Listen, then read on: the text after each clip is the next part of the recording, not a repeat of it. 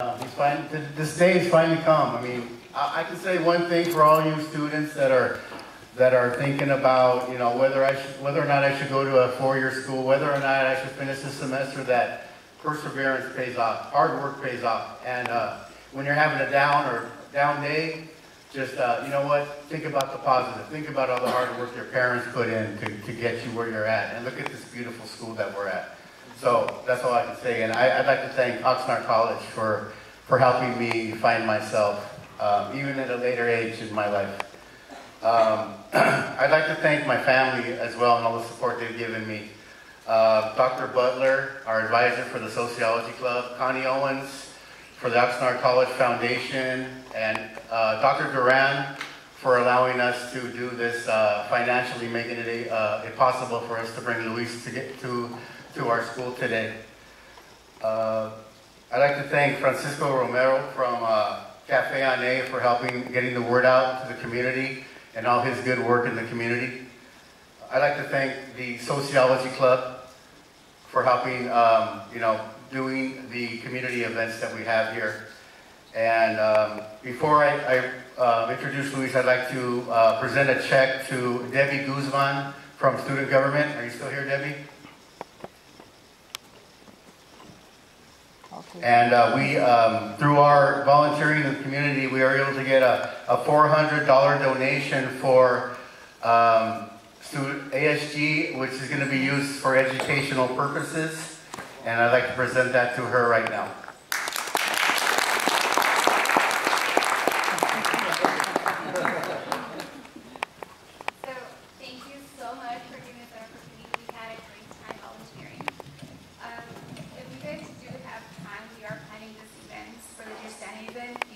Volunteers to help us raise that day wrapping up gifts. That'll be done on a Saturday, so please help us. We want to make that event a great event. Thank you for being here, and next up, Luis.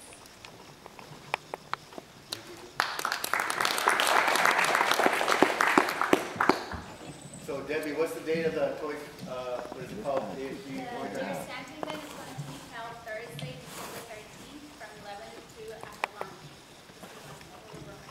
So if any of you need toys for your children, you can go ahead and fill out a Dear Santa request form and you'll get a toy for your child.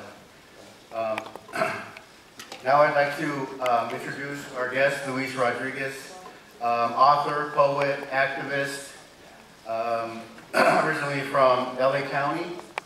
I'm just going to go ahead and read this, what I wrote, and it's, he's taking the time to be here today and share some of his experiences as a troubled youth, as a father, as an organizer, a writer, and as a mentor to those of us who look up to others and have overcome personal struggles and have prevailed. Welcome to Oxnard College, Luis Rodriguez.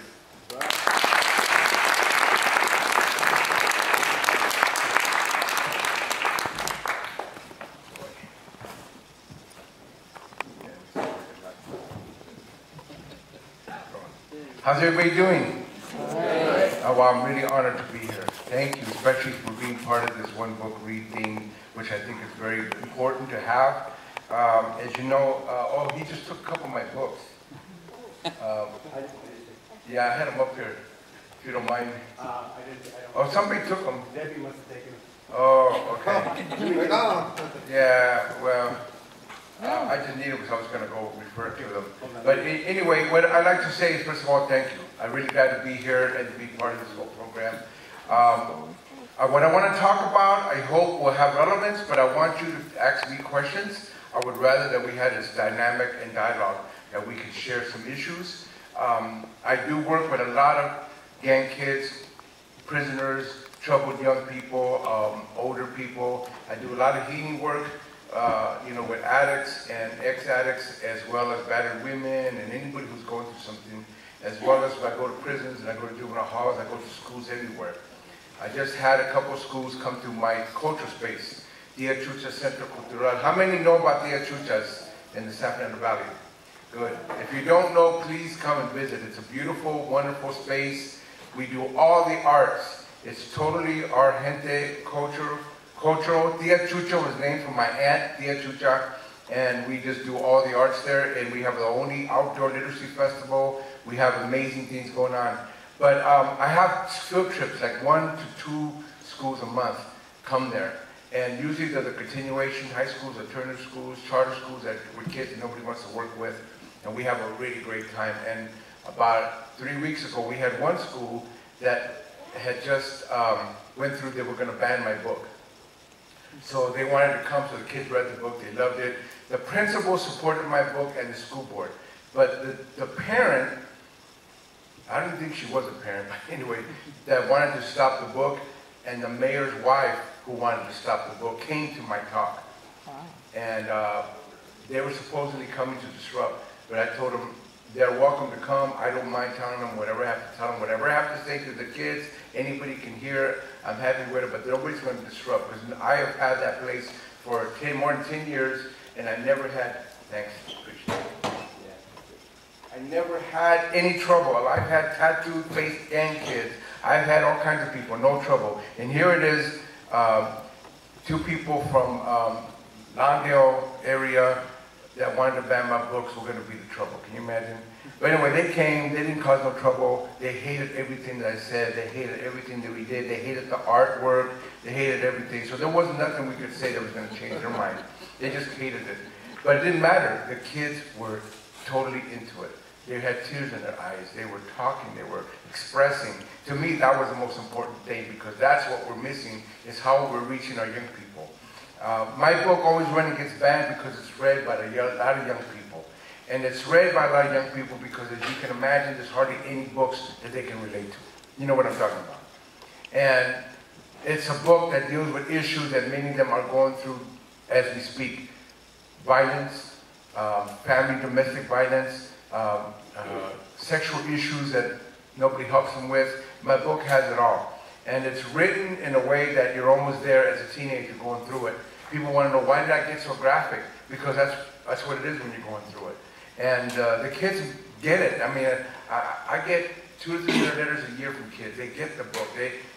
We underestimate them. They know what I'm talking about. And it's sad. I wish they didn't know what I was talking about. I wish they didn't know about gangs and violence and drugs. I wish, but they do.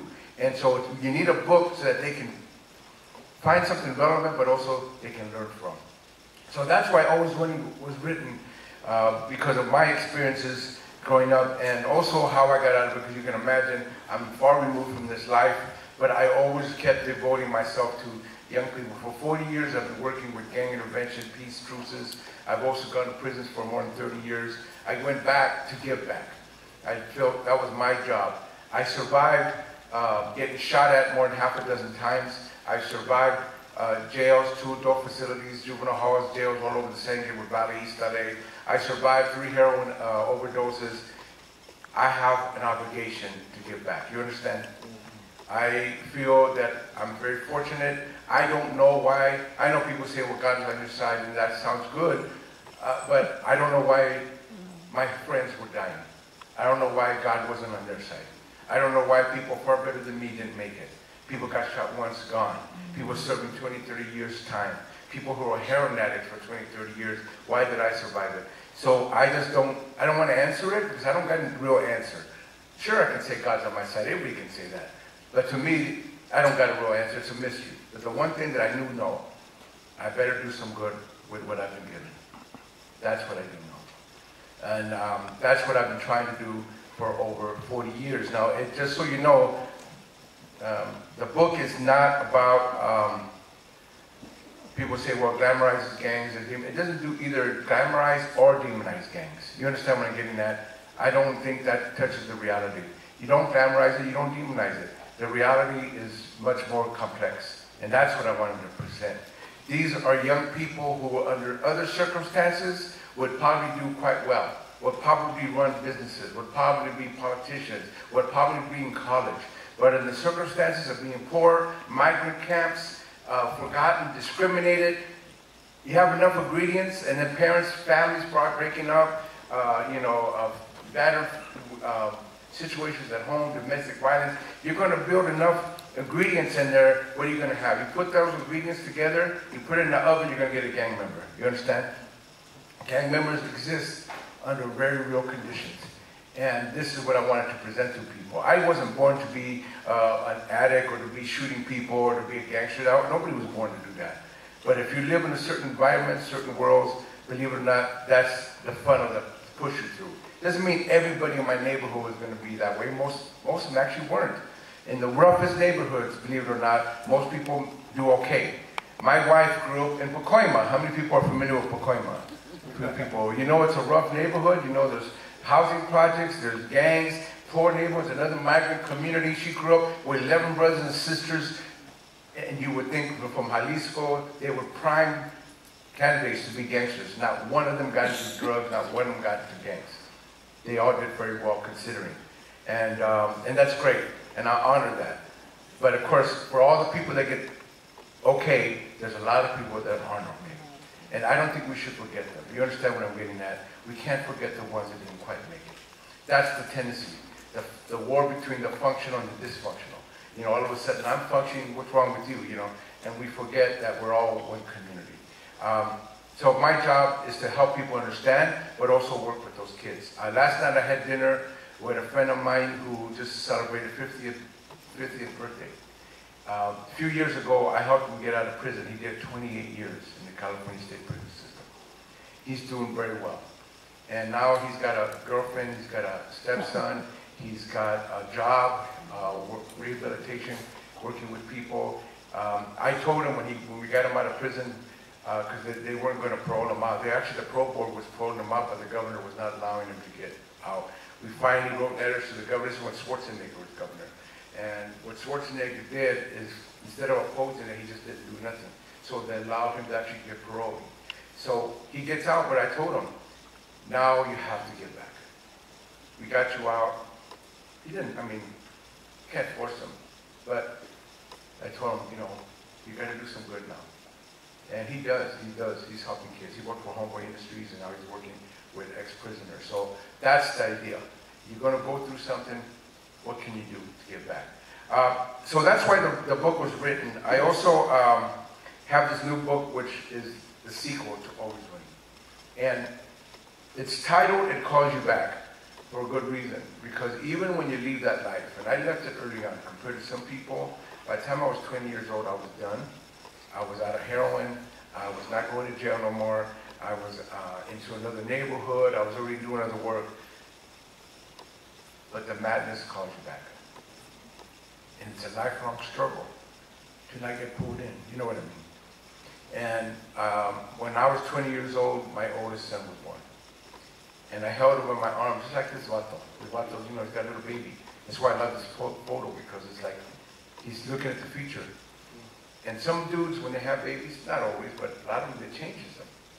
You know, women have their babies, it changes them. Again, not always, but there's people, when they have them, I held my son in my arms, and I said, man, I'll never again get into drugs or crime. I'll never be a terrible person. I want to be the best dad. You know, I had all these great promises, and I think they were sincere. I don't think I was lying to myself. But 2.5 years later, after me and his mom broke up, I abandoned my two oldest kids. How could that happen? That's part of what this story is. The madness calls you back. And I had two expressions of it. Rage, because I didn't know that all my drugs and drinking was related to the rage. I had post-traumatic stress disorder, which I didn't understand. I didn't know about this. I've been diagnosed with this more recently because I never been to therapy, never got any help. I should have. But I do a lot of work with men, and we grew a lot of therapists, and they were like telling me that I have symptoms of this thing. So rage is a big issue. How many of you have rage issues? You know what I'm talking about. Lose it, can't control. And you hurt yourself, you hurt others. It's a very important issue for our communities, particularly our young men, to deal with rage. The other way it got expressed was addiction. Because even though I let go of the hard drugs, I drank for 20 years after that. I didn't really let it go. I used drinking as a way to deal with this thing. And I lost family, I lost kids, I lost relationships, I couldn't address them properly. I've been married 4 times, and again, I'm not bragging, I'm too ugly to be bragging, but it's more about just the relationships. I couldn't really hold good, decent relationships at all the time. And so I had to get through a few things, and one of the worst things that happened is my oldest son, as you know, if some of you have read Always Winning, you know that he got into a gang when he was 15. I had a hard time trying to deal with that. This is why this book gets more into what happened with me and my oldest son. My daughter was also very troubled. She's 2 years younger than him. And she went through a lot of hell and back as well. And then I have 2 young boys who I learned to be a better father with them. But in the meantime, I was losing my oldest kids. And as you know, my son eventually ended up getting convicted. And he just finished doing a total of 15 years in the Illinois State Department of Corrections. That's a long time, and something that no father wants to see their kids go through. When my son was in prison, no matter what, I couldn't get any sleep. I knew that he was constantly in danger. I didn't know what was going to happen to him. All those years, I wrote him a letter every month, just to let him know I'm still here. And it's kind of sad because I had abandoned him when he was young, and now I'm trying to be his dad and he's sitting in prison. You understand? It's a little bit too late, but I couldn't stop now. And one thing that I did do, and I did it just before he ended up in all that trouble, is about 19 years ago, I got complete clean and sober. This was important for my son. It was important for my other kids. He didn't believe me, but I think he saw that I was staying with it for the first time. And the more that he saw me staying with it, the more he decided to change his life. And so he wrote me a letter after 7 years in prison to tell me that, you know, Dad, I'm getting out of drugs and gangs. I'm getting out of everything. And I was worried for him because in jail and prison, it's dangerous. You know what I'm saying? It's more dangerous when you try to leave that life. And I worried about him. He said, don't worry about me. I'll be fine. I won't, you know, I'll be fine. And he was. And he survived it. So I'm very honored to tell you that he's doing very well. He just got released 2.5 years ago. And now he's a gang prevention, gang intervention expert. He's working in Chicago, where he spent most of his gang life in. And as you know, right now, Chicago is one of the worst gang cities in the country. It actually was second to LA, but now currently has more violence than LA. The violence is so bad. I think this past weekend, 11 people were shot. It's so bad. And I feel really bad because it's a city I spent 15 years in, and I worked with the gang kids, and we saved a lot of people. But I also find that despite the fact that we have answers, we can help our values, we can help our gang kids. Most politicians, most people don't have any answers. And the only thing they want to do is bring more cops, more prisons, more repression. You understand what I'm saying? And to me, the end result of that, more violence, more gangs. For all the repression and all the laws and the fact that we built all these prisons. In California, there was 15 prisons the last time I did any time. 15, you know, in the early 70s. Today there's about 35. And I think in that same period of time, only 2 or 3 colleges were created. We created a whole industry, and guess what? Has crime gone down? Did we kill the gangs? No. In fact, I'm going to tell you how bad things have gotten. We have spread out gangs even further. Because of deportations, especially in '96, when they were targeting anybody convicted for at least a minimum of a year, we've deported 700,000 people from LA, from California, from the worst neighborhoods, mostly to Mexico and Central America. Guess where the LA gangs are at now? They're all over Mexico, they're all over El Salvador, they're all over Guatemala. These are the LA gang guys. I'm telling you, I know I was there for 20 years ago. I was in El Salvador, and I visited 2 prisons, and these guys were coming out all cholos. You know what I'm saying? That's not their culture, that comes from here. They learned it from here, then they deported them. Now you go, I was just there in July, it's part of the culture now. Almost everybody's in cholo culture, everybody's into la vida loca. This is what they do now. We've exported the gang culture. We didn't export the jobs, we didn't export the training, we didn't export the treatment. All we exported was the violence. So now you have violent warfare in Guatemala, Honduras, El Salvador, and parts of Mexico. See what I'm getting at? And not only that, I tell you, it's not just Mexicanos, Central Americans. Go to Cambodia, there's cholos there too. You go to Armenia, there's cholos, because a lot of the people that came from those countries became choloized, I don't know how else to call it, cholofied, I don't know what it is. They ended up going to these other countries. They deported them too. So guess what? The culture is spreading, but not necessarily in a good way. Now Japan, there's a whole low-rider cholo culture in Japan. Only they do it in a positive way. I know, I've been there, I saw it. It's not quite the same thing. They're not exploiting the violence, they're just getting into the culture. They have choro stores in Tokyo, I'm telling you, man. I couldn't even believe this. I don't even have this in LA. You know, they have choro stores with little tandos and all the penalties, and they have the oldie music, and everything's there. You know, it's like, wow. You know, I wish we had that, actually. We don't even have that. They have the lowrider cars that they all had to buy from Southern California. You can't make them over there. That's not authentic. They had to buy it from a Chicano here, and then they ship them from, you know, LA Harbor all the way to Tokyo. You can imagine the culture that's being spread out. Now again, some of it's positive. I'm not against all that. I love lowriders. I think lowriders has been mislabeled. You know what I'm saying? Lowriders is not a gang thing. Lowriders is a very beautiful culture. But the point is, our kids' culture is not spread out. When I was a cholo, I thought it was just a few of us. You know what I mean? The chosen few. We didn't want all these vatos. We didn't want all these dudes. We wanted to be just a few. We were the tattooed, crazy dudes. You know what I'm saying? People would try to get into the locals of my barrio. We would throw them out. Get out of here. You got to prove yourself. You know what I mean? That's the way it was 40 years ago. You couldn't just be a local. Now everybody's local.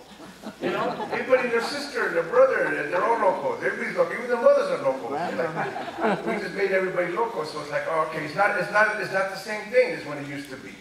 So now it's sad because now people are killing people that never used to be killers. They're doing heroin and crystal meth and everything else who never used to do this kind of drugs. Now they're doing time. I'm going to tell you something that I remember, you know, these heavily tattooed guys, you used to have to do a lot of time to be heavily tattooed. You go to the county jail, 6 months. I knew one little vato, when he was 12 years old, his dad brought him to me at my culture center in Somewhat. And he said, help my boy. We got him into hip-hop, got him into skating, doing good things. He was doing really good. They put a gang injunction in that area. You know what a gang injunction is? Instead of arresting a few dudes, they arrest the whole neighborhood. And they go, and you can't hang out at night, you can't talk to tattooed gang kids, you can't have cell phones, you can't do certain things, they have a curfew. Anyway, they arrested this kid in the middle of this gang injunction. And he ended up being 18, so they put him in the county jail. 6 months he comes out, and he comes to visit me. He's got tattoos all over his forehead, his face, his arms. Go, what happened, dude? You know, Vato, what happened, man? He said, I had to. You can't be in there, man. You have to please. They made him a shot caller. This kid wasn't a heavy-duty gangster. You know what I'm saying? He didn't have to do maybe 20 years in prison. 6 months, and now he's already a shot caller. He's already heavily tattooed, and now he's the big shot. You know what I'm saying? It doesn't take much anymore. This kid was not material that you would have said, but it doesn't matter. Now he is. He's being forced to do it. He feels like he has to do it. So we're losing our kids. And this is why these books were written, because I believe, I'm sure that you believe, we can save them. We can help them. But it does take a whole community to step up. It does take families. It does take mentoring. I don't think they should be judged and put down. That doesn't work.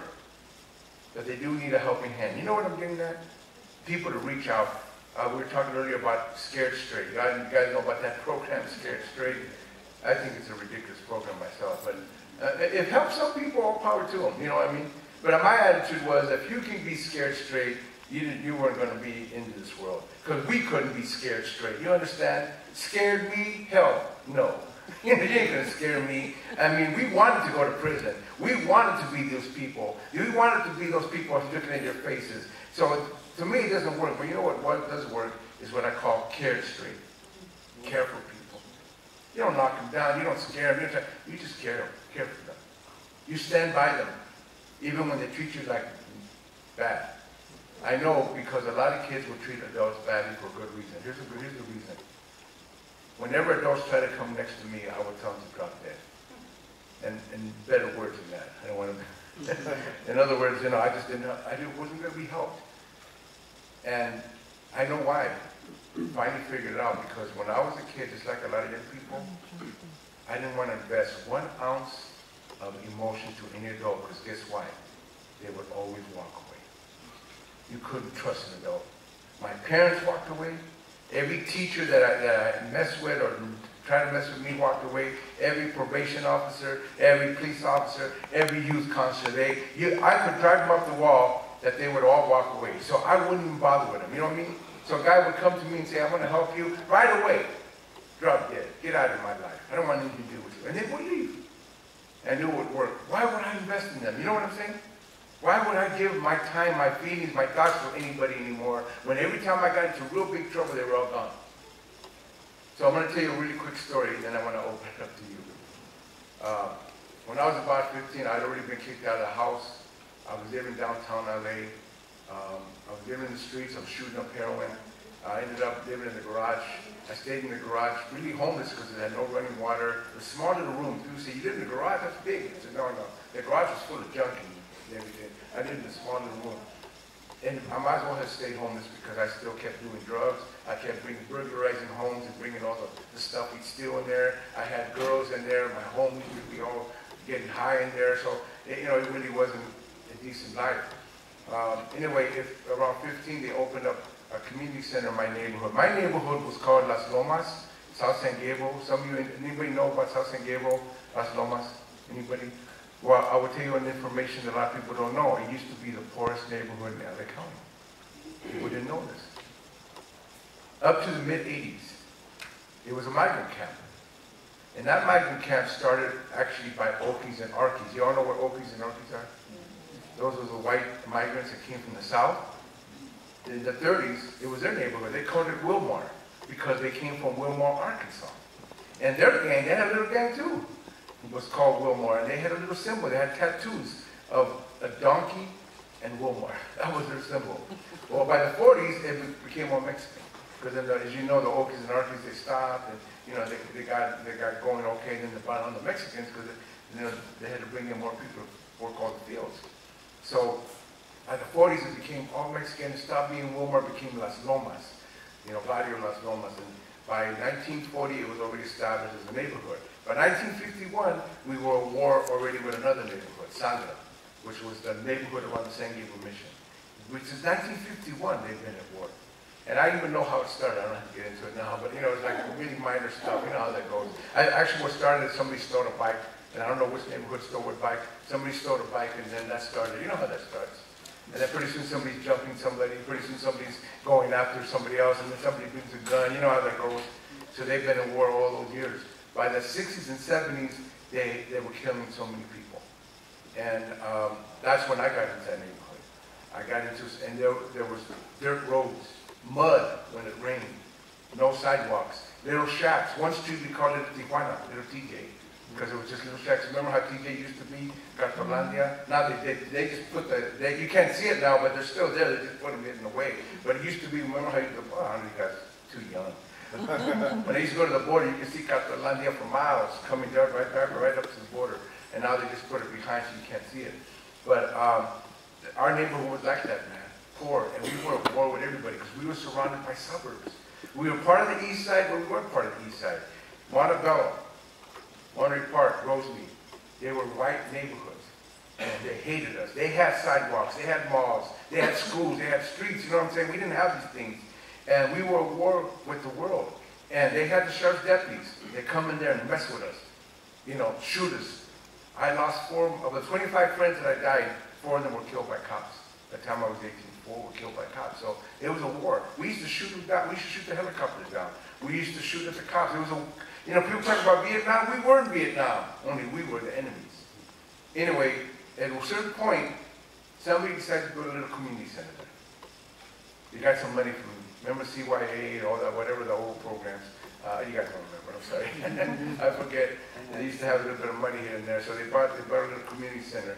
So that night, before they opened up the center, I broke in the night before and graffitied all the walls. And I even put my gang name. I was known as Chin de Lomas. I put it all over the place. And Chin, we weren't just tagging. We were doing intricate pieces. You know what I'm getting at? They were all gang related, but they were intricate. We had hypodermic needles and lowrider cars and cholos and cholas and the charas with all the hair and the sombreros. The same things, we tattooed ourselves, we put them on the walls. So I did all this work. And I was known as Chin because when I was 9 years old, I got jumped and my jaw was fractured and I never got it fixed. It didn't break, it just kind of fractured. But when it healed, it had little growths. So my jaw started sticking out. Now, to this day, I only have 3 places where my jaw meets, where my teeth meet. I I never got it fixed. But when I was a little kid, I was 9 years old. I was the ugliest kid you ever want to see. Everybody made fun of me. Girls called me monkey. I had no friends. And when I was 11 years old, the gang broke into the elementary school to go after some people. And instead of being scared, I was totally intrigued. I wanted them to be them. I wanted to have that power. Because I had nothing. I was broken down, shy, no friends, no nothing. And man, no family. My family didn't like me. I didn't know nobody liked me. And then all of a sudden, these guys were there. And guess what? They embraced me. They jumped me in. And what do you think they would call me? Chin. The very thing that I had that I hated, now was cool. Being ugly was now being cool. And my mom and dad were trying to fix it. And I told them, no, I was Chin and almost, I was never going to get it fixed. That was a big mistake on my part. I should have got it fixed. And now I can't even eat that well. But the point is, that was my glider. So guess what? I'm graffitiing that night, the night before, all over. The next day, they open up the center. They open up and they see all this graffiti. They're pissed off. And guess what? I show up. Because I want to see my handiwork, you know. They want to see what I done. Oh, they're all angry, the people that ran the center. Oh, there he is. There's a guy, call the cops. And well, they just hired a youth worker.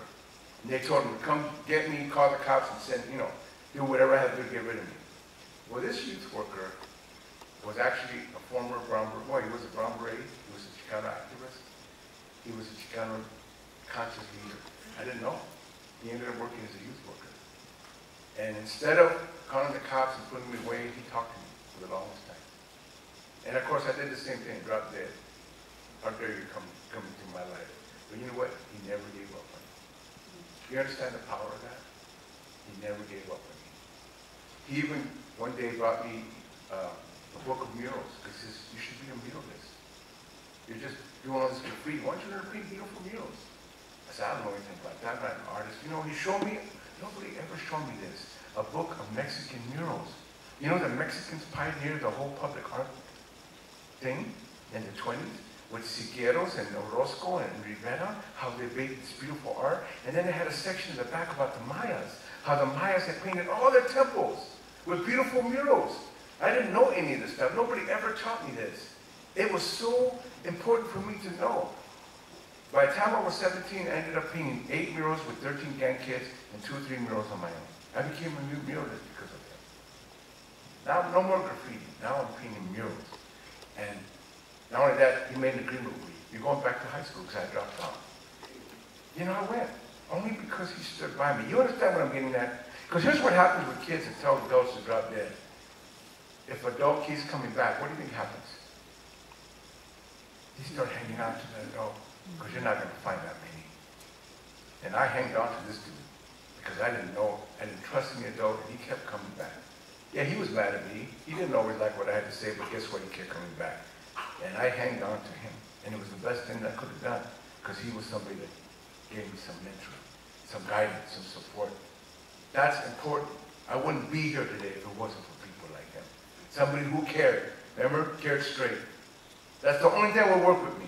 Not prisons, not heroin. I didn't mind. I'll shoot it up. I've seen terrible things in the streets for heroin. What people will do for the next fix. Terrible things that nobody should ever see. No kid should ever see. None of that scared me. The only thing that worked is somebody cared. You understand? The power of that. And so this guy stood by me. I graduated from high school even. I was so smart. I didn't know how smart I was. A lot of gangsters are smart kids. You can't say they're all dumb. They're not dumb. Some of them might act dumb, but they're not dumb. They're actually very smart. I got all my credits. Even though I couldn't graduate cap and ground, I still got my diploma. But I was still troubled. It went foot in the body, one foot trying to change my life. You know how that works. 2 steps forward, 1 step back, whatever it's back and forth. And sure enough, this poor guy stood by me through everything. I got arrested when I was 16 for important murder's role. I had a cell next to Charles Manson. I got through that because, you know, they really couldn't get us for these so-called murders, but, you know, it didn't matter. The damage had been done. I was put in an adult facility. I really knew how you stand up to people, even if you're scared to death. How you look people straight in the eye and they can't see the fear in you, even though you're scared inside. You know? And then at 17, I was arrested for attempted murder in which 4 people were shot. Again, at the time, you know, I was in juvenile hall and everything. Then the homie scared all the witnesses. So I'm getting out of that. Saying, I can get out through everything. But it all catches up to you. So then at 18 years old, I'm facing a minimum 6-year prison sentence. We're fighting with peace officers. I'm hooked on heroin, and by then 25 of my friends were gone. When I was in the county jail that last time, I was waiting to do the prison time. I was ready. No family, no homies, because all my close homies are dead. The only guy that showed up was that guy. The only guy that showed up to visit. And it changed my life. You understand what I'm getting at? One person who cared. But he couldn't make me live my life. I had to do it. I had to learn to own it. It took a while. But I made a decision that has been with me all ever since. I went through my first heroin withdrawals in the county jail. Nobody does that. At least that's home. Maybe they do. I don't know. All the waters were trying to get me into the heavy-duty prison gang stuff. And I said, I don't want to do it. And I told him, I want to be a Chicano revolutionary. I told him, man, these people thought I was crazy. You know, I said, hey, I want to be a Chicano revolutionary, man. I want to be for the gente. They thought I was nuts, you know. But they kept seeing how adamant I was. And then when I was trying to get clean, the very same guys that were going to set me up with drugs and everything ended up being the guys trying to get me clean. And I don't know if you understand how hard that is. But they told me, you're going to wish that we hadn't done this. You're going to yell at us, forget it. You're going to, we're not going to do any stuff. We're going to get you clean. And that's how I got clean. I went my relapses. It isn't easy, but still, it was the beginning of a new life. And then that friend of mine, that guy, that mentor, who I call Chente in the book, he ended up getting people to show up to court, write letters on my behalf. Who does that? He actually convinced the judge not to give me that state time. Gave me time served in the county jail. And now I'm walking out of the county jail with this amazing miracle that happened. A miracle I didn't understand because I didn't know what my future was. I had no skills. I didn't know what I was going to do. But I did know one thing. I wasn't going to go back to that world. Of course I was, but you know what I'm saying? My mind was I wasn't going back. And I remember walking out of there, and you know what they always tell you? Everybody tells you you're going to come back, right? You'll be back. It's like a curse they put on you. You know? Yeah, and they all know most of them are going to come back. So I had this curse. The guys in the prison were telling me, you'll be back, and then we'll own you. You know, they knew that they could own me. Hey, okay, we'll let you go now. We'll give you your walking papers. You can have your pass, but you'll be back, and then we're going to own you. And then, of course, the deputies would say the same thing. Oh, you'll be back. So I had this curse in my ears, ringing, ringing, ringing. Fortunately, despite all my relapses and troubles, I never did go back. I didn't go back to jail for criminal acts. I ended up going to prisons in the age 25 to do writing workshops, to work with people. I started at Chino prison. Now I've been to almost all the prisons in the state of California. I've been in prisons around the country. I've been doing this for more than 30 years. And that's what I do. That's part of giving back. But guess where it came back? My own son. See what I'm saying? Calls you back. And my own son got taken. And I didn't come back. Guess what? My son came back. He ended up doing 15 years. So I want to end with that because I don't want to end on a downer. I want to end with a possibility of what we can do in our communities to change the situation, to help our kids, to build community, to help our families. Because that's where we're at now. And I know discrimination, I know the society, I know the economy, everything's against us. But I also know that if we don't put it back in our hands, it ain't going to happen. You understand? We have to take back our families, our communities, our neighborhoods, our barrios.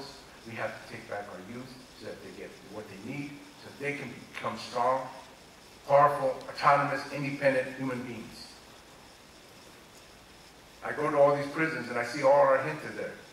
I go to a lot of colleges, hardly see our faces. So we do have to do a lot of work, and I believe it can happen. So I want to just end with a poem. How many want to hear a poem? So let me end with this one poem, and then I want to hear from you. I'm sorry I didn't mean to overtalk. When I was a kid, I couldn't say 2 words, man.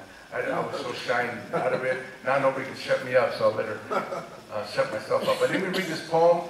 I actually started writing this when I was 16 years old in Murder's Row. You know, I didn't know what I was doing, but at the beginning, it was my destiny. I didn't know that I would have something to do with words. I didn't know. When I was a little guy and couldn't speak any English, I read books. Books helped me. Even when I was homeless in the streets, I used to go to libraries. That was my refuge. Even when I was in the street with the latos, I used to bring books around. They made fun of me, but I used to beat half of them up, so they couldn't make fun of me too much because they know I love books. I was crazy about books. I was a weird homie with books, you know. Anyway, now this is my destiny. I got 15 books now, and now I got a bookstore. You can imagine? That's destiny. That's how it comes get you when you least expect it. So let me read you the poem about my calling, the calling that I ended up doing now.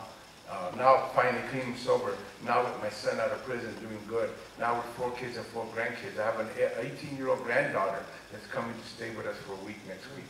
18 years old, you understand? To live this long, to have grandkids, I never imagined that. I'm really blessed to be able to do that. So the poem goes like this. The calling came to me while I languished in my room, while I withered away my youth in jail cells and damp burial fields. It brought me to life out of captivity in a street-scarred and tattooed place I called the body. Until then, I waited silently, a deafening clamor in my head, voiceless to all around, hidden from America's eyes, a brown boy without a name. I would sing into a solitary tape recorder, music never to be heard. I would write thoughts in scrambled English. I would take photos in my mind, plan out new parks, bushy green, concrete free, new places to play and think, waiting. Then it came, the calling. It brought me out of my room. It forced me to escape night captors and street prisons. It called me to war, to be writer, to be scientist, and march with soldiers of change. It called me from the shadows, out of the wreckage of my barrio, from among those who did not exist. I waited all of 16 years for this time. Somehow, unexpected, I was called. Thank you.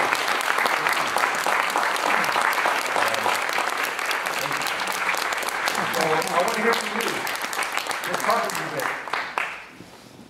Anyone with questions? Anybody got questions? Let's go as far as we can. If somebody sets me up, then you go with that. Prior to this, you were on the political campaign. What were you doing?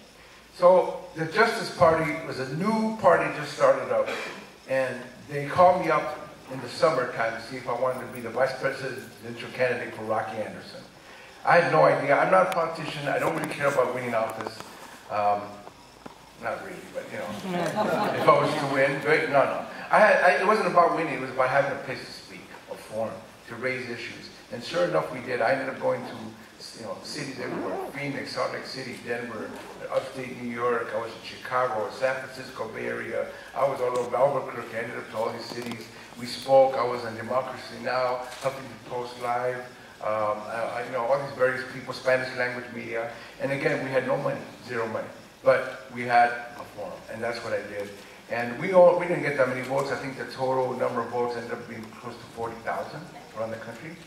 I mean, that's not bad, 40,000, but it's not compared to the millions. Anyway, so it's a start, and the Justice Party will be having their convention in Oakland in February, and I'm going to show up to be part of that, just to see what we're going to do. Somebody's asking me to run for governor here in 2014. We'll see. I don't know. Again, I don't want to win office as much as that's not really the point. I don't want to say that because you say, why run? Okay, if I were to win, fine, I get it. But that's not the point. The point is raise the issues. You know what I'm saying? Have a place to talk to people, to talk to more people, because there's a lot we have to do in this country. And I feel that me and others like me and yourself, we have a lot to contribute to make this a better place. So. Thank you. What part, if any, has God and the spiritual aspect played in your life, in your redemption? So, in my book, I turned away from God, church, as a teenager, and I turned away from all that. Even when the Teen Challenge and Victory Outreach was doing the work in the barrios, because in the 70s they were doing a lot of work. My niece, she was a drug addict like me, and she was 2 years younger than me, and they got her into a Christian home, and she became born again. She wanted me to become born again, so I went through the whole thing. I will tell you honestly, it didn't work for me. I don't know how else to say it. It just didn't work, and I got ostracized by the Christians.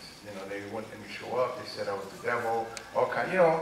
To me, everybody said that. So my mother used to call me the devil. She would cry, you know, oh, it's el diablo, you know, all this kind of stuff. She would just, you know, actually she called me worse names, but I don't want to say them. But the point is, I couldn't find God, you know what I'm saying? I couldn't find God. I went godless for most of my life. Even when I was drinking, I think my God became the bars. You know, my church became the bars. And that's where I went. Just so you know, when I got clean about 19 years ago, I could not do this without a spiritual change. I couldn't do it. I don't know how other people do it. I couldn't do it.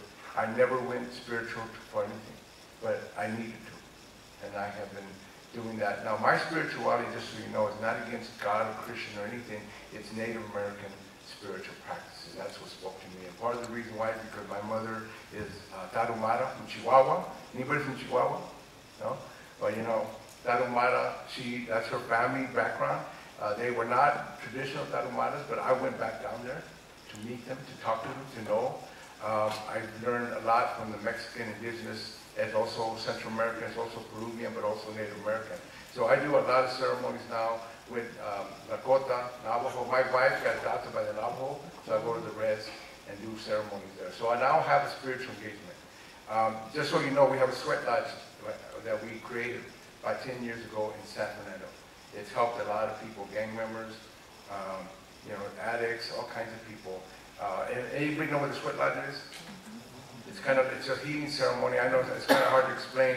I don't mind talking to anybody about it, but I don't preach on it. I don't proselytize. I don't convert nobody. You understand? That's not my goal. If it speaks to people, we do it.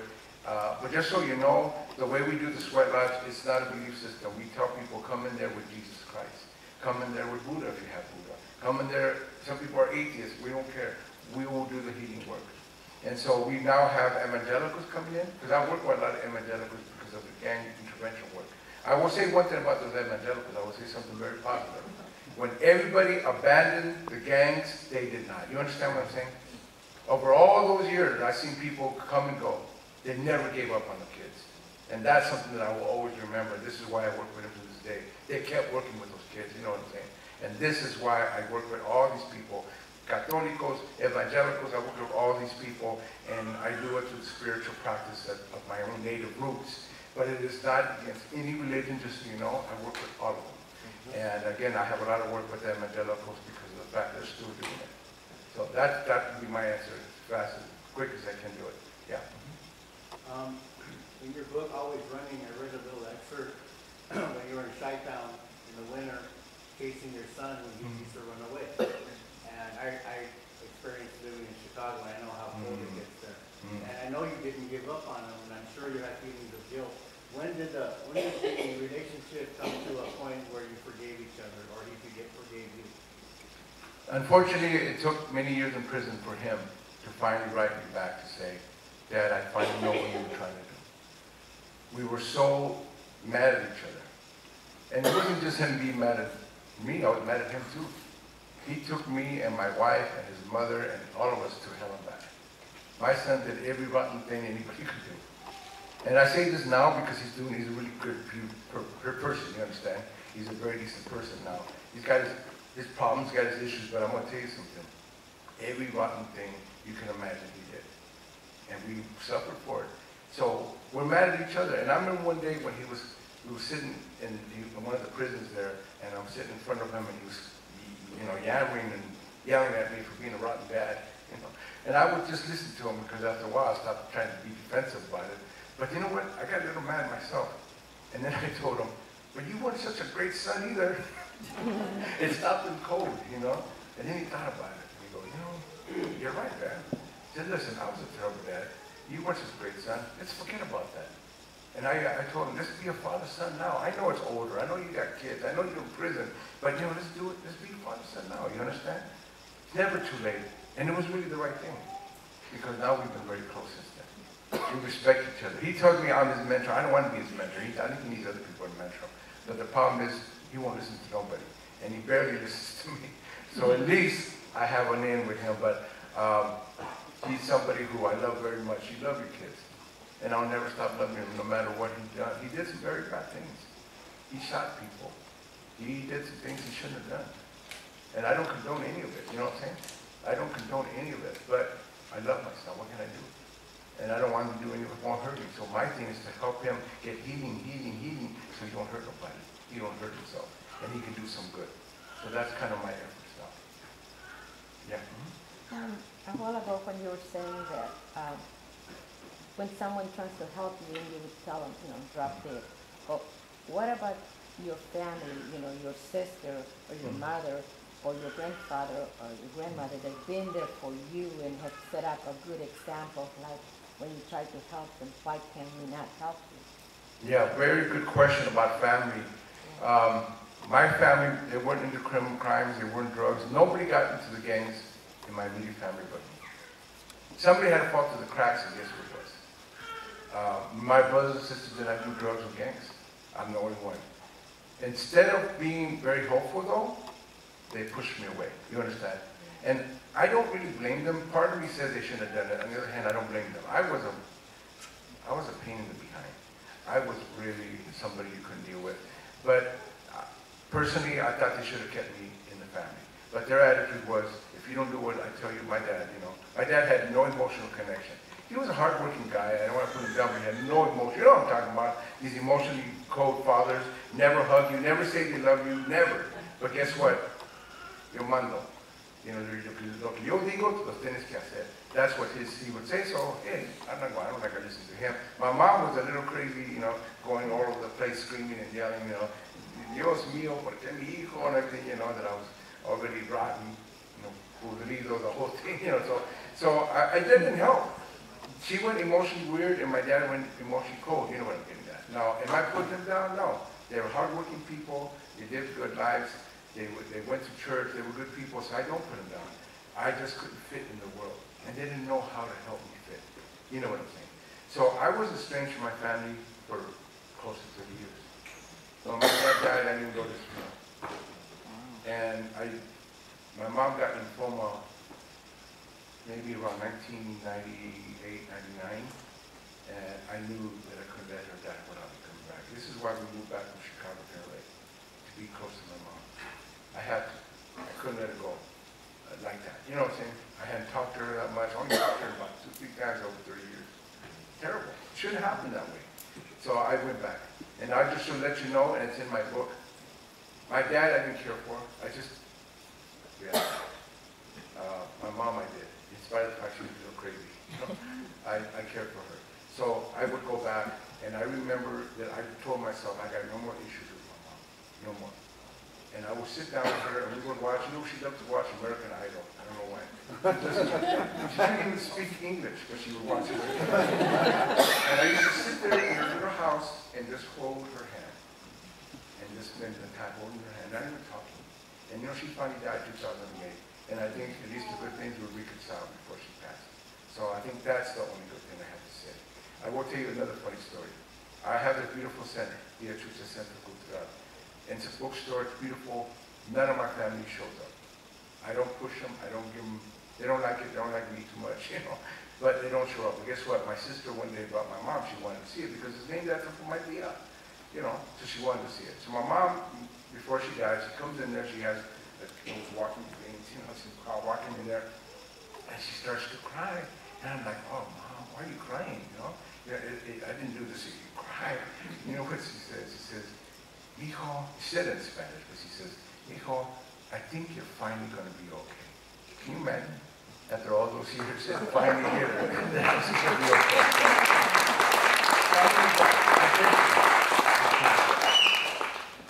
¿Qué más? Yeah. Some folks might be aware, but your book, Always Running, is one of over 120 that have been banned in the curriculum in Tucson. Yeah. How important do you see student activism, like Mecha, Chicano studies in the classroom? Like, what role do you see that playing? Especially that your book is one of the banned books. Well, I obviously think it's important. It saved me. Why did I go back to high school? I didn't care about high school. They didn't care about me. The only reason why is because this Chicano activist convinced me there was a purpose for me going back. You understand? And without that purpose, I wouldn't have gone back. And that purpose was, his whole thing was, you have to be prepared. You have to be educated. You better learn as as much as you can so you can fight them. See what I'm saying? He didn't say learn just so you can be a good citizen. Learn everything they got to teach you so you can be better able to strategize, think, and fight them without violence, hurting somebody, hurting yourself. And I went back with purpose. We led walkouts. I did 3 walkouts when I was in high school. I became the head of the Chicano students group. I even became the mascot. We had our high school was the Aztecs, if you can believe that. And they used to have the stupid, plumed Indians doing jumping jacks and whatever, flips. We actually brought in the first dancer group was brought in through us through the East LA College. We brought them to go to the high school, and I became the mascot, the Aztec dancer. Can you imagine? We did it traditional. They'd never seen anything like it. So that's what helped me. And I think that it's important for kids nowadays to know their cultura, to know who they are, to know their past, to read books like Rudy Acuña's and Rudy Anaya's and Sandra Cisneros, to learn their culture, their stories. And the sad thing about Tucson, you all know that Tucson has banned all these books. They got rid of Chicano studies. Is that if they do it, they're going to do it anywhere. And it's not going to come back there the way things are now. The politics is so bad that they're not going to bring them back. We don't want this to happen also. We need to know who we are. We need to know our history. We should learn about everybody else too, but we need to know who we are. Do you understand what I'm getting at? So that's why I fight for it. That's why it's important. It isn't about my book. It isn't about any of that. It's about having books that have our history, our stories, Because if we don't tell our story, who's going to tell our story? Nobody, unless they tell it all wrong. And I grew up with all the wrong things about us. We were gangsters, bandits. We were heart sacrifices. How many times have you guys heard that? The only time I ever heard about Aztecs was that they cut people's hearts out. They conquered a beautiful people. They had 60,000 books. They could burn them all. They had culture and architecture and gardens, you know what I'm saying? And beautiful relationships. And they had traditions. And they had God. And they had everything. And people destroyed them and made them look like them and put them down. And how many of us grew up thinking India was a bad thing? I grew up that way. My mom was India. And she would always talk bad about it. Or say it in a good way. She went both ways. Mi little Indio, she would call me. Or este feo Indio. Either way, so, it wasn't the right way. So the thing is, we didn't know who we were. And that's what's sad. And I think that we need to know, and people need to understand their history. I'm not attacking the Spanish that's in our blood, or even the African, but you all know, if you're Mexican, Central American, you're mostly indigenous to this land. You understand? We are not strangers. We are not foreigners. We are not illegals. How can you make us illegals? If we have brown skin, we belong here. Somebody else has turned this around. Now people without the brown skin are the ones that belong. How they turn everything around. It's all illusions. The border's an illusion. The weight system is an illusion. Scarcity in this world is an illusion. That's all man-made. You understand what I'm getting at? It's all man-made. People go to war for this stuff. People are dying because of these things, and they're not God-made. They're not made by creation. They're man-made, and they're killing us. Somebody decides that you don't belong here because you don't got the right papers. You understand what I'm getting at? If we don't know how to challenge this, we're going to constantly fall into their traps. Constantly fall into the system's way of holding you. It's not enough for everybody, so forget about you, but we're going to be okay. We have to fight the Tucson thing, and we got to fight in our neighborhoods. Thank you. What do we do to fight so it doesn't spread out? Well, one of the things is to make sure these books like these, not just me, obviously, all these books are in our schools. Make sure they're there. When I was growing up, there was no Chicano books. Not one. Maybe there was one or two I didn't know about. But the point is, you couldn't even, now we got hundreds of them. We got Victor Villaseñor, we got Andre Castillo, we got so many people who fought hard to get their books published. We got big publishers. This is Simon & Schuster. This is a big house doing these books. I have an agent who I just got rid of. Because, well, part of the reason why, she says, you know what, why don't you just self-publish? I go, no. I fought hard to be in by these big people. Yeah, they're all racist and they don't understand it, but guess what? I'm not giving it up. We're going to stay in these big publishing houses and we're going to convince them to publish our stories. And they'll have to get rid of me. I'm not going to pull out. You know what I'm saying? So that's what's important. Fight for these books. Fight for our teachers. Get more of our gente in the schools. These kids, like I said, shouldn't be sitting in prisons. They should be teaching our kids. That's what we got to help our kids with. Come back. If you did something wrong, I get it.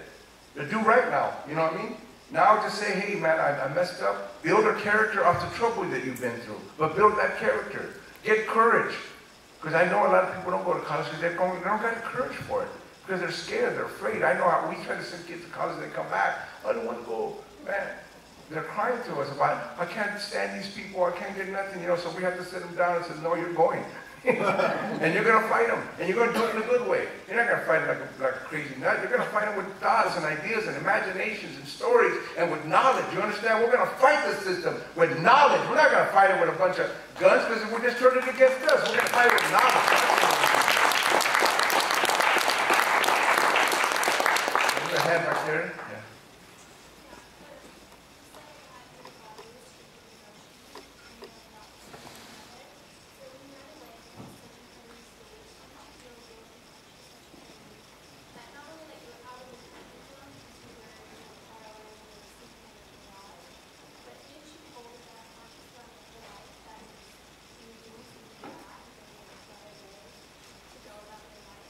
Very good question. I love that question because kids ask me that all the time. Let me see how much time I have. I don't want, okay, we've got a little bit more time. Well, let me answer that question. The question was, didn't I feel bad being in the streets on drugs and gangs when my family was trying to keep me there, right? And I'm going to tell you what happens. You see this tattoo guy? That's not me, by the way. They're always asking if it's me. But it is another dude from East LA. You know why I like this picture? Actually, he had his whole gang here. We had to Photoshop it out. It's amazing what you can do. We actually Photoshopped this whole gang name out of here. But what I wanted was this chain. Now look at this picture. That's the chain of La Vida Loca. You understand? You put this chain on you. You get the web. You're in the web of La Vida Loca. You can't stop, won't stop once that chain is on you. You understand? You have to do what that gang expects of you, what that life expects of you. And there was 3 choices they gave us in the 60s when we were all choloed out, we were all locos. What were those 3 choices? I'll tell you what they were. They were the 3 rays of La Vida Loca here. Now they have the 3 dots. And we only had 3 choices. Pinto, Tecato, or Muerto. Prisoner, drug addict, or dead.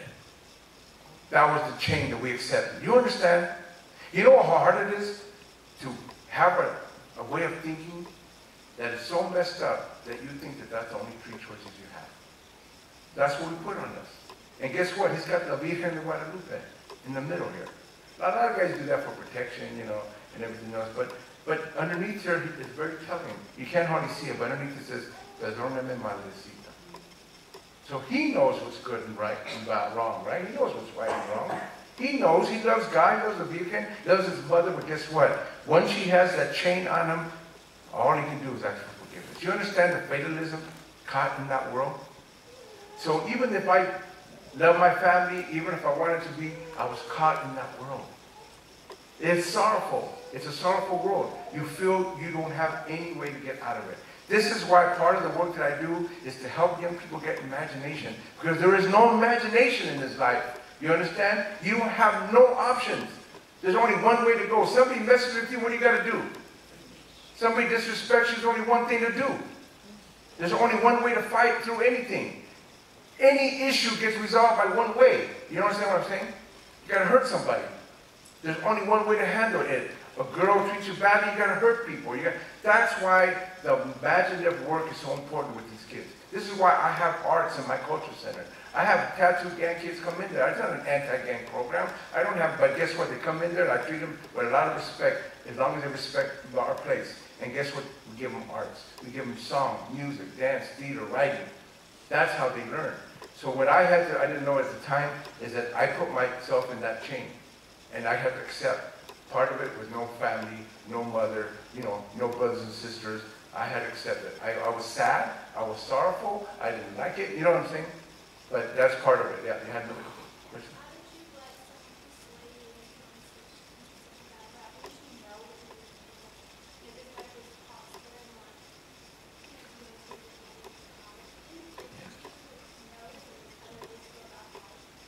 Right, really good question. Did I know there was other ways to go? When I joined the gang, I was 11 years old. Most kids join around, around that age, 12, 13. You don't have development enough to know. You know what I'm saying? Now, why didn't other kids join gangs and I did? because I was broken down, I was shy, I had an ugly, stupid chin, you know what I mean? I had nobody, I was being bullied. You know, bullying is a big issue nowadays. They have no idea what bullying is. They have no idea. Nobody to turn to. When a gang broke to the elementary school, man, I loved it. Everybody was scared, I wasn't. I looked at those guys, they were the first cholos I ever saw. Tattooed, with sticks and chains and bats, and they had little homemade guns. And I thought, man, I thought that was the best thing going. You see what I'm saying? A distorted little view of an 11-year-old kid that had nothing to fall back on. Yeah, the year before, I was in the Holy Communion. You know? I was a pious little kid.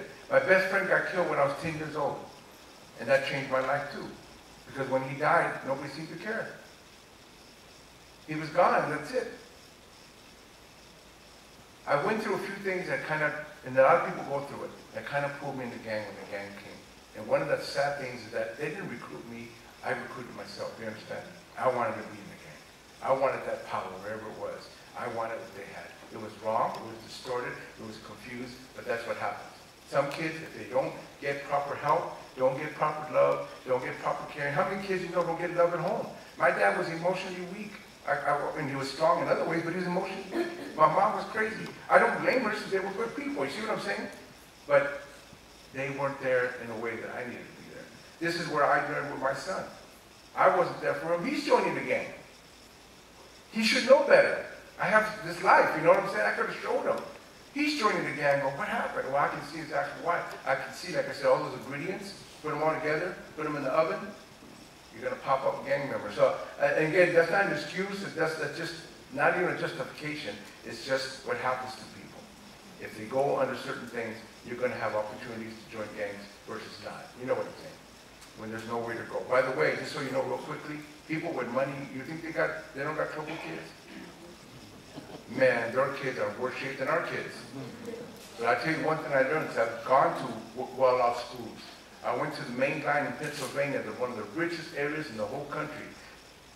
I don't know how many elementary schools, high schools I visited. They had me there for 2 weeks. It was a multicultural week or whatever. They brought me in to be their multicultural guy. So I was speaking for all these kids. They had drug problems. They had suicide problems. Kurt Cobain, he just committed suicide when I was there. They had suicide watch in all the high schools. They had a DEA had invaded one of the mansions because they were cooking crystal meth in the basement. They got problems like we do, but here's the difference. And the teachers told me this. We won't let these kids fail. We got programs, therapy, psychiatry, treatment. They got 100% graduation rate and 100% college rate. You see what I'm saying? They're not any better than us, but they got every program, every support you can imagine. We get in trouble, who's there? You know what I'm saying? Prison. They get treatment, we get prison. That's why we have to do what we got to do to help our communities find their strength. Yeah. Yeah. Considering your experience in working with youth and going into the prisons, how easy it is to criminalize, especially Chicano youth or working class youth.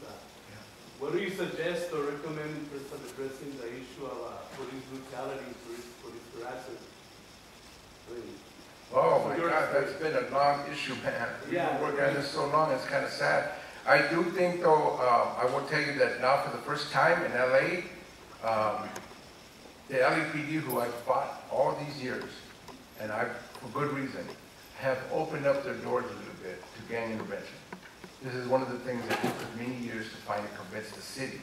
And whatever people think of Miguel Regosa, and I know that he wasn't always the best mayor and he did some things he shouldn't have done, but one thing he did do the first gang intervention youth development program in the city of Los Angeles. And I'm convinced that and the work that we've done has caused Los Angeles to become less violent. Like I told you, Chicago's going crazy. LA's violence is going down. Because now they have more programs. They have a great program, the Gang Reduction Youth Development. They have several great, I don't think it's the greatest thing in the world, but it's better than what they had before. And they actually allow certain police to work with the gang intervention. Now, they don't work with them because no gang intervention wants to be linked to the cops. Your credibility goes out the door. But what they do is they don't harass them. They used to harass them. Now they kind of let them do the work. So there is an opening, but I still see people, as you know, LAPD just killed a few people in LA, not recently. They're constantly doing this. They're tasing people like crazy. There's still a big gulf between the police, who are supposed to be the law, respectful people, and the community. So my thing is to keep organizing, because that's what we did many years ago. That's what we did in Chicano Moratorium. That's what we did. We organized. Keep organizing. Don't let them do it. And here's the sad thing, as you know. It used to be all white cops. Now it's our people. And if you don't know, some of them are worse than the white cops. Black and brown cops are now running some of these places, and they're worse than the white cops. I can't believe it. You think, well, we have our people, black and brown people, they're in there, cool. And I'm not saying they're all bad, but I'm telling you, And I feel bad because I have a niece that's a police officer. I don't want her hurt. We have family members that are not police officers, you know what I'm saying? But at the same time, we can't let them hurt our kids. They're killing people that they don't have to be killing. They're shooting them, they're maiming them. So it's constant. We have to keep organizing, even if it's our own people. Guess who makes us a border control the majority now? Used to be all white, remember? That was the migra. Now the migra is all Chicanos practically. Sometimes it's like, oh man, our own people, they do more damage. So here's the thing, we got to keep organizing. Consciousness, knowledge, teach our kids.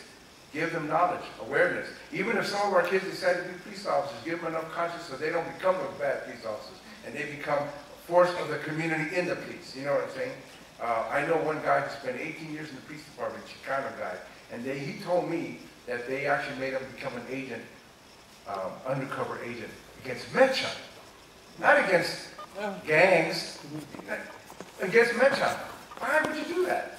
Mecha is a non-violent, pro-education, pro-Chicano group. He was an undercover cop with them, and the reason why he stopped being a cop, another police force killed his brother. And he tried to do something about it, and they didn't care. And they let go of the police officers that did it, so he gave up. I'm done. After 18 years. So now he's an activist again, you know what I'm saying? But he told me all this stuff. He told me what the police did.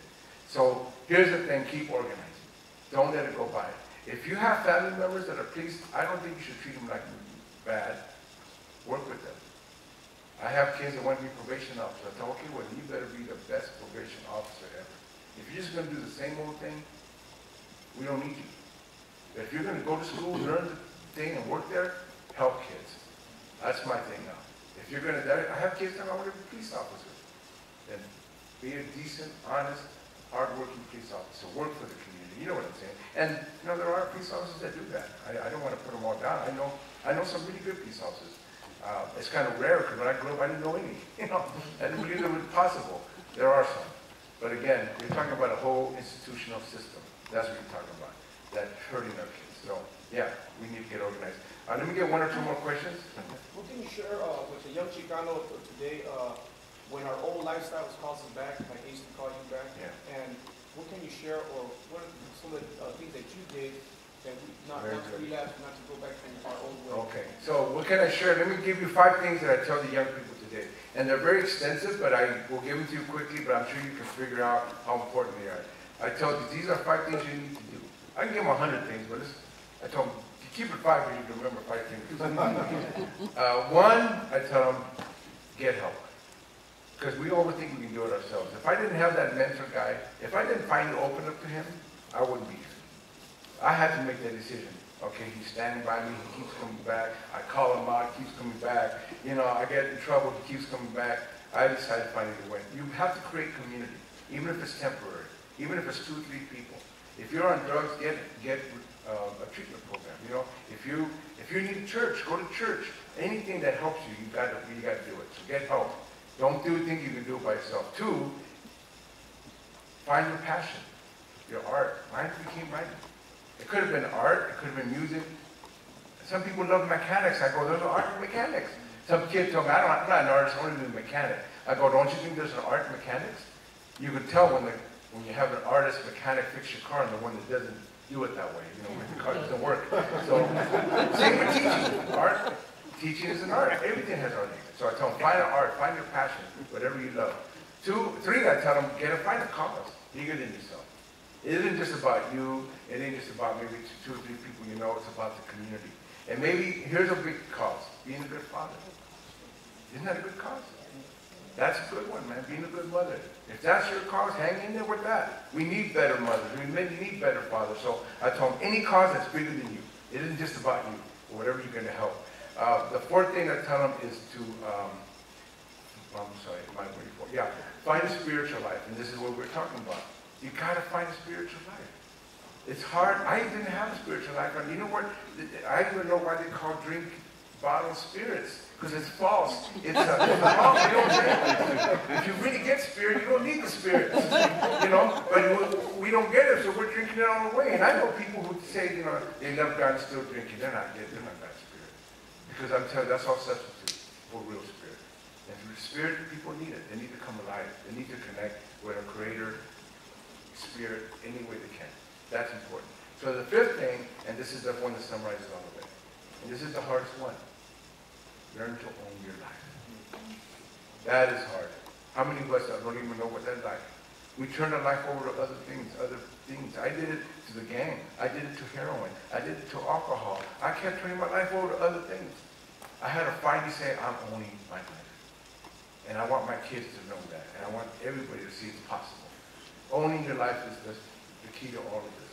Because when you're an autonomous, independent human being, then you can learn to be a strong, independent human being. You know what I mean? Then you can depend on others and work with others. Because I don't want autonomous, independent human beings that they don't care about nobody.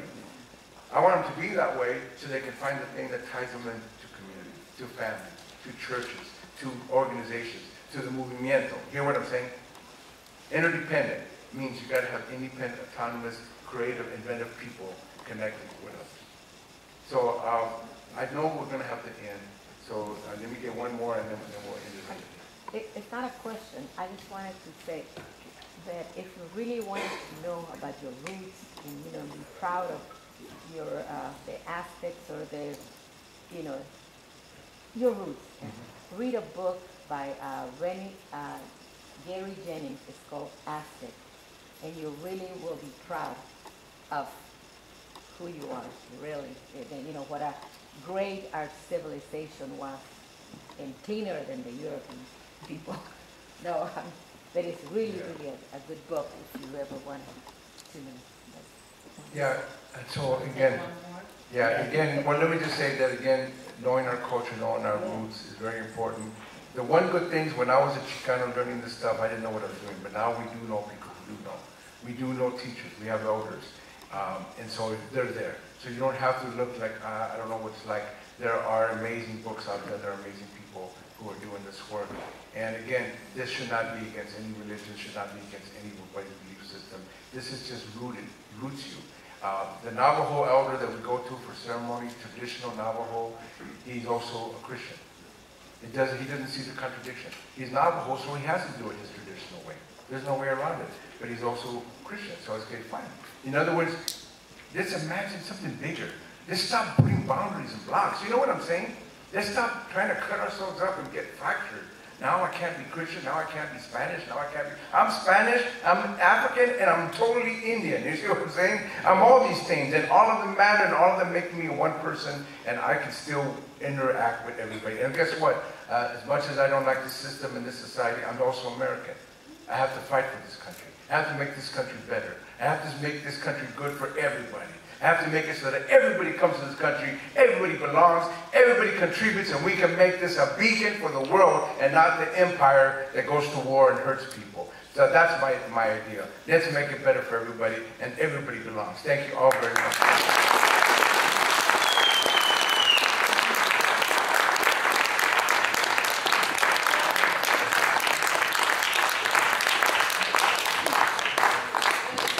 Let me just thank you very much for being here. We've enjoyed it so much.